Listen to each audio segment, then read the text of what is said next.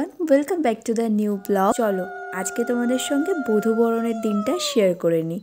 সত্যি যে কোনো জিনিস ওই আসছে আসছে ব্যাপারটা যেন খুব ভালো লাগে, যখনই সেটা হয়ে যায় সেটা তারপরে কিন্তু আর ভালো লাগে না। এই যে ভিডিওগুলো আমি দেখতে দেখতে ভয়েস ওভার দিচ্ছি, সেই দিনগুলোর কথাটা ভাবলে খুব মিস করছি। বাড়ি ভর্তি কত লোকজন, হইচই, নানান ধরনের চিৎকার চেঁচামেচি, মানে খুব একদম জমজমাট টাইপের ছিল বাড়িটা।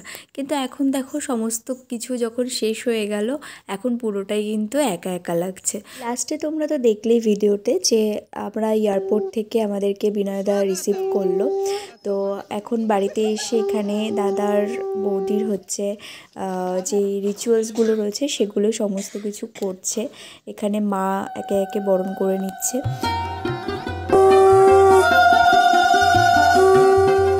এখানে একটা নোয়া বাঁধানো দিয়ে বৌদিকে আশীর্বাদ করে নিল।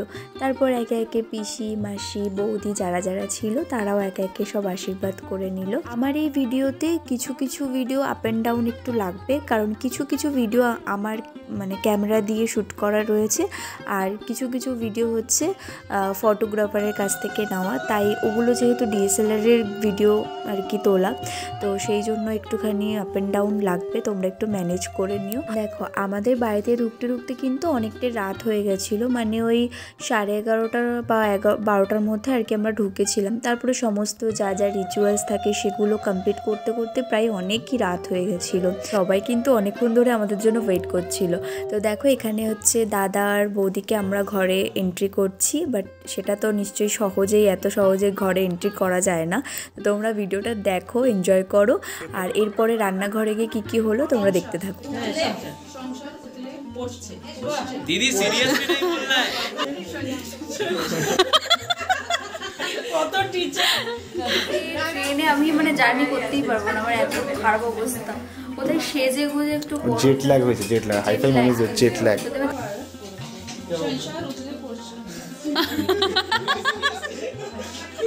ওকে সাইলেন্ট সাইলেন্ট রেকর্ড হবে। দাঁড়াও কোনাকুনি ভাবে জিজ্ঞেস করো, দিদি জিজ্ঞেস করো কি করা আছে। 15,000 দে দো। দেখলেই আমরা বাংলা শিখে শিখে দিচ্ছিলাম, আর সেটা কিন্তু সত্যি শুনতেও খুব ভালো লাগছিল। তো এখানে হচ্ছে আমার গেট ধরার পালা। এত সহজে আমি ঘরে একদমই ঢুকতে দেবো না। দাদাকে তো খুব জ্বালানো হয়েছে বিয়ের দিন, বাট আজকে আমার পালা।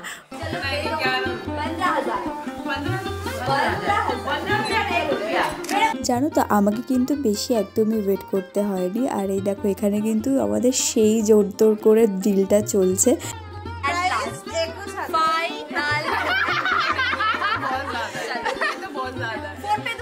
सब देखो मेरा भाभी कितना सुंदर है।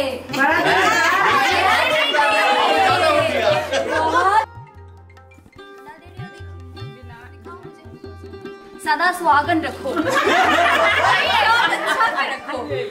घर संभाल के रखो। सुमन এটা তো বোন না থামে কি सब देखो এখন ভিডিও চলে এই 15টা দিয়েছে নাকি ঠিক করে দেখ এই 15টা আছে হাতে করে একটুখানি জল দিয়ে মুছিয়ে দে। একটু সামনে এসে দাও, সামনে এসে 15,000 दे दो। आपके सब कुछ मैं টাকাটা তো বেশ তাড়াতাড়ি পেয়ে গেলাম, এবার একটু যত্ন তো করতে হবে নাকি।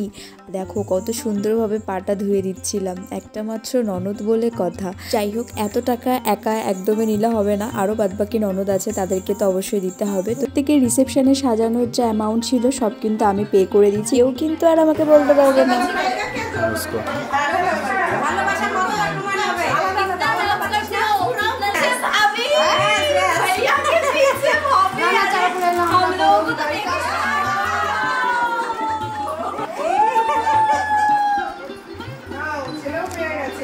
দেখো রিচুয়ালস কিন্তু প্রচুর, বাঙালি রিচুয়ালসের কোনো শেষ হয় না।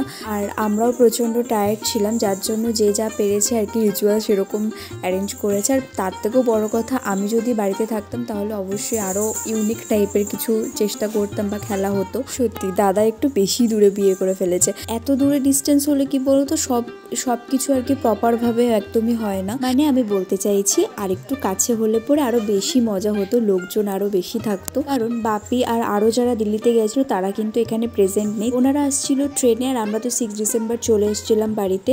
তো যার কারণে এটাই আর কি বলার যে একটু কাছে হলে সবাই একসঙ্গে থাকলে আরো বেশি মজা হতো। তাই আবার বক্তব্য, সবাই একটু কাছে কাছেই বিয়ে করো, ভালো হবে।